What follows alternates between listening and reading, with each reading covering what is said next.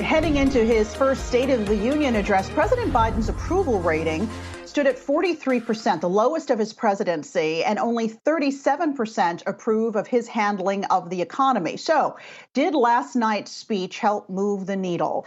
Let's check in with Ed Mills now. He is Washington policy analyst at Raymond James. Ed, good to have you here. You know, a lot of folks were talking about last night's speech being really a critical moment for President Biden and for the Democratic Party with midterm elections now upon us. Was he able to sort of lift that leadership mantle and say what needed to be said last night to help out his party? So overall, our takeaway from the State of the Union was unity on Ukraine in divisions domestically. I don't think this is a speech that fundamentally changes the political picture for President Biden, but I do think it was a speech that was at first trying to lay a foundation with his base, trying to get the leaners for the Democratic Party, independents who have gone away, which has been part of those lower approval numbers, back into his fold, back towards the Democratic Party, seeing if he can build upon that. You saw it very heavy on that domestic agenda that allowed him to be elected president. We'll see if it actually makes a change, but probably from a DC agenda perspective or political perspective, I don't see day after a significant change. You know, ahead of those midterm elections, I felt like he tried to emphasize a lot of issues that have been part of sort of the Democratic messaging to voters. He talked about gun control, talked about the child tax credit, and also talked about not defunding the police, right? But actually funding the police now. We know that's been a sore spot for lots of Democratic areas around the country. Do you think that his messaging there was enough to bring back some of the Democrats who were maybe turning away from the party? Yeah, Alexa, I think you are right, especially on the defund the police part of the conversation. What you have seen is that has been politically very damaging to Democrats and caused what was a weaker than expected outcome, especially in House and Senate races in 2020. You did see him lay out a number of proposals that are not going to pass into law.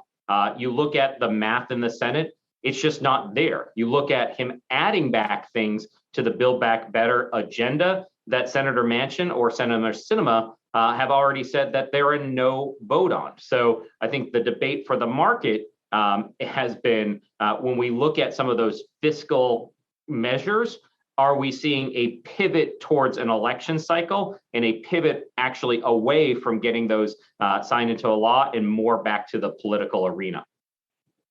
He again called inflation his top priority. It's going to be brought up by the Republicans, certainly, as we move closer to these midterm elections. Did you get the strong sense that he really had any plan to meaningfully deal with higher gas prices, higher grocery prices that all Americans are having to deal with and are probably top of mind for most voters?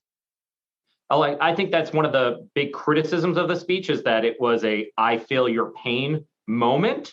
But the policies in terms of what he was going to do were lacking. I think that you saw in the press conference he held about a month ago, it was, hey, Powell, Fed, this is your problem. Please solve this. When you add in the new layers of complexity with the geopolitical risk of the Ukraine and Russia war, you have higher commodity prices, more pressure on inflation without a kind of full-throated plan by the Biden administration. So unfortunately for him politically and for Americans who are paying more, inflation seems to kind of be sticking around more than he would like it to be. And certainly he spent time on Ukraine. Some thought he should have spent a little more time. I think it was about 12 minutes worth at the top of the speech. But, you know, I really didn't hear any references to China. He failed to address other national security issues. What's your thought on that? So the area where he suggested changes on China is what's known as the U.S.-China competition bill. And so all of the focus on Intel and their investment on a new semiconductor plant in Ohio was about a bill that is stalled in Congress. It's passed the House, it's passed the Senate, but we don't have agreement on some of the more controversial provisions. I do think that the Biden administration is going to push for that. That's about more research and development funding in the United States. It's another $52 billion of funding for the semiconductor industry. So kind of the agenda on China is how do we build more in the United States? How do we confront some of the competition? How do we invest in what they are seeing as a critical kind of technology that the United States has the technology capacity for, but doesn't necessarily have the manufacturing of? So that's more of the geopolitical push on China that I was focused on from the speech. And Ed, just finally, anything compelling or new that you heard from the president last night? And I'm going to put you on the spot here. What grade would you give his first State of the Union address? So overall, probably an incomplete, because we are not going to see a lot of these policies put into place.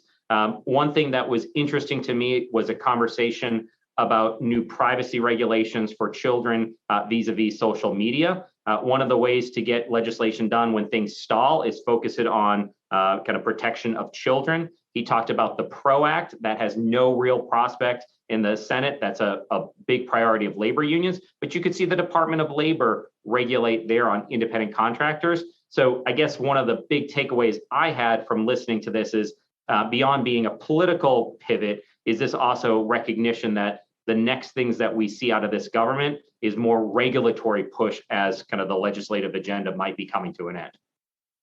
All right, Ed Mills, Raymond James Washington policy analyst. Thanks for your insights today.